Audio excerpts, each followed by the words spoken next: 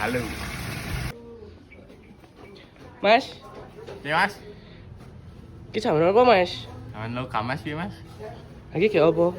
Perkenalan. Oke, perkenalkan nama saya Raka Birnanandana, absen 26. Mas, kesapa Mas? Dewi, kayak apa, Aku ya pengen perkenalan nih Mas. Perkenalkan nama saya Muhammad Izran. Perkenalkan nama saya Mulandra Ghazali absen 21. Aku video tuh Mas itu apa tuh Mas? Aku ya pengen perkenalan. Nama saya Atta Farizan Abdillah, nomor absen 6. Weca.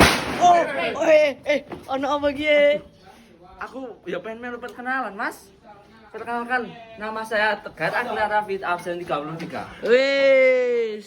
Oke, kami dari kelompok berapa? Berapa tuh? Kelompok Kelompok pengamen. Kelompok iki ya. Oke, di sini saya Mulandra akan menjelaskan tentang sejarah zaman logam. Zaman logam adalah zaman di mana manusia telah mulai berevolusi. Zaman ini berlangsung sekitar tahun 3000 sebelum Masehi sampai 1200 sebelum Masehi. Zaman ini disebut juga dengan zaman perundagian. Jika dibandingkan dengan zaman batu, pembuatan peralatan dari bahan logam lebih mudah dan membutuhkan waktu yang lebih singkat. Untuk membuatnya hanya perlu meleburkan logam, kemudian menuangkannya ke dalam cetakan. Seiring kemajuan pola pikir masyarakat pada saat itu, mereka juga telah mengenal sistem barter.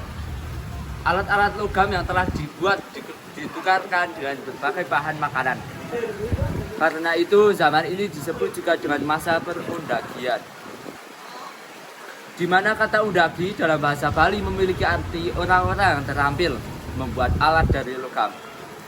Ciri-ciri zaman logam. Ciri-ciri dari zaman logam yang mungkin belum banyak diketahui. Yang pertama, mulai berkembang perdagangan antar pulau. Masyarakat mulai mengetahui dan mempercayai mata angin serta musim. Ada norma untuk mengatur kehidupan dan ada megalitik yang beragam.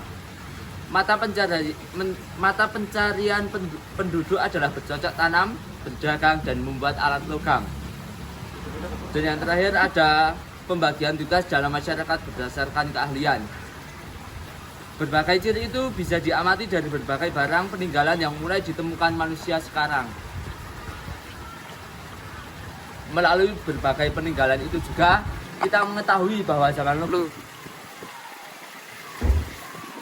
Melalui berbagai peninggalan itu juga kita mengetahui bahwa zaman logam masih dibagi menjadi beberapa zaman.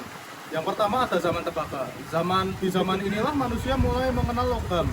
Seringkali mereka menggunakan tembaga sebagai bahan baku pembuatan peralatan logam.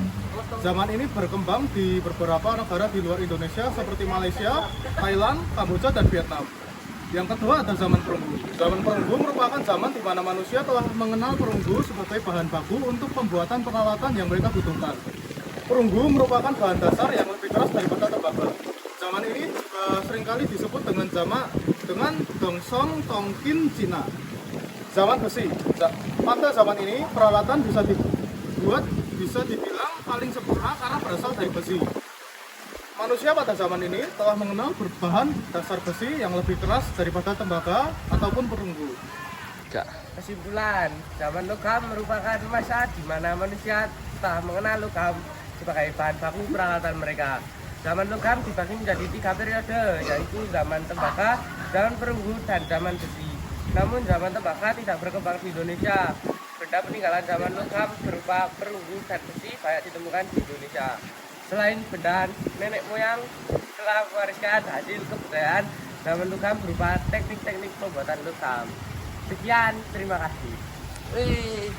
Aku melu. Cukup sekian dari kami. Terima kasih. Saya Mulandra menantang kalian. Belum kenalan Nathan.